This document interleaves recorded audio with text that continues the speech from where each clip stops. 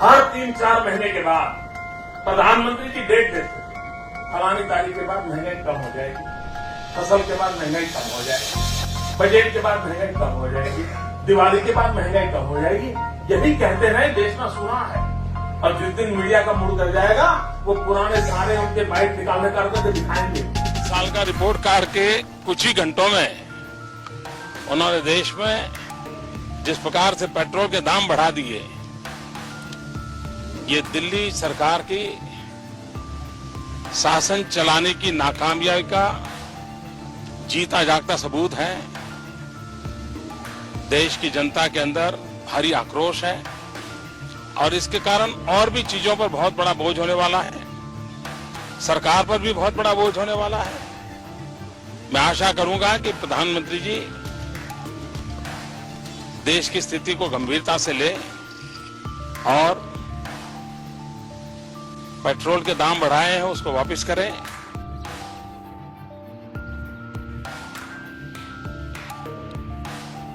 माने स्वाभाविक है, पेट्रोल और डीजल की कीमत जब बढ़ती है तो जो दैनंदिन उपभोग की जो वस्तुएं हैं, यानी एसेंशियल कमोडिटीज जिसे बोलते हैं, उनकी भी कीमतें स्वाभाविक रूप से बढ़ती हैं और उसका खामियाजा सर्वाधिक यदि किसी को भुगतना पड़ता है तो जो मध्यम वर्गीय परिवार के लोग हैं उन्हें भुगतना पड़ता है। जो गरीब, जो किसी तरीके से 10 रुपया 20 रुपया प्रतिदिन की कमाई करते हैं, माने उनका तो जीना दूभर ही नहीं होता है, बल्कि सचमुच उनके लिए तो जान है।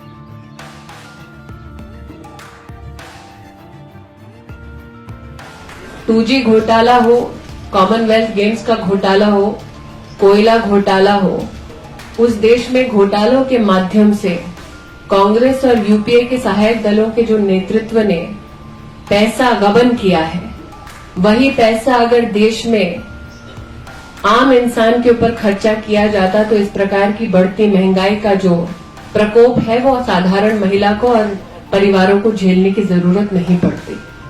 हमने बार बार बढ़ती महंगाई के खिलाफ प्रदर्शन किया है, बार बार कांग्रेस के नेतृत्व से पूछा है कि देश की संसद में अगर देश के प्रधानमंत्री ये बयान देते हैं कि 100 दिन में महंगाई पर वो नियंत्रण पाएंगे और अपने वादे को पूरा नहीं कर पाते, तो ऐसे अर्थशास्त्री प्रधानमंत्री पर देश की जनता किस प्रकार से भरोसा कर सकती है।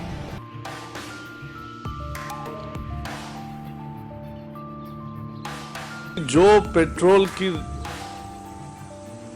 दरों में वृद्धि की है सरकार ने, उसका कोई आधार नहीं है। उसी दिन अंतर्राष्ट्रीय बाजार में कीमतें कम हुई है। हम चैलेंज करते हैं सरकार को कि पूरी तरह से रिफाइंड पेट्रोल दिल्ली में 34 रुपए से मिल सकता है, मुंबई में 36 रुपए से मिल सकता है, तो उसके दुगुने दाम क्यों है? ये लूट है और तुरंत ये कीमतें जो बढ़ाई है वो वापस लेनी चाहिए।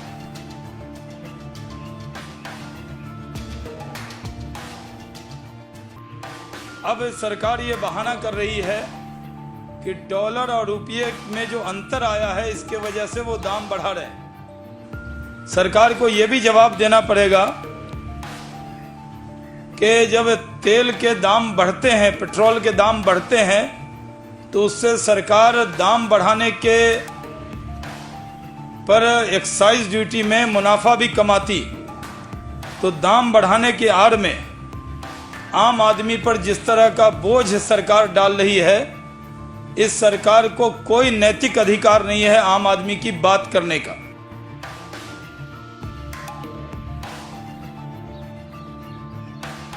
प्रणब जी के आने पर पहला तोहफा इस देश को पेट्रोल की कीमत में 70 पैसे बढ़ा करके 70 पैसे प्रति लीटर बढ़ाया गया।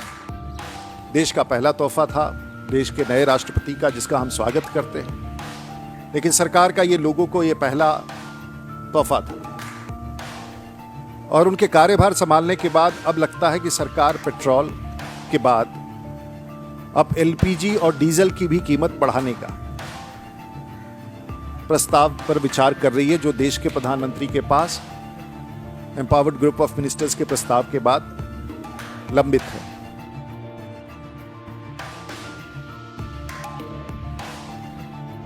बैलगाड़ी की रफ्तार से ये सरकार चल रही है।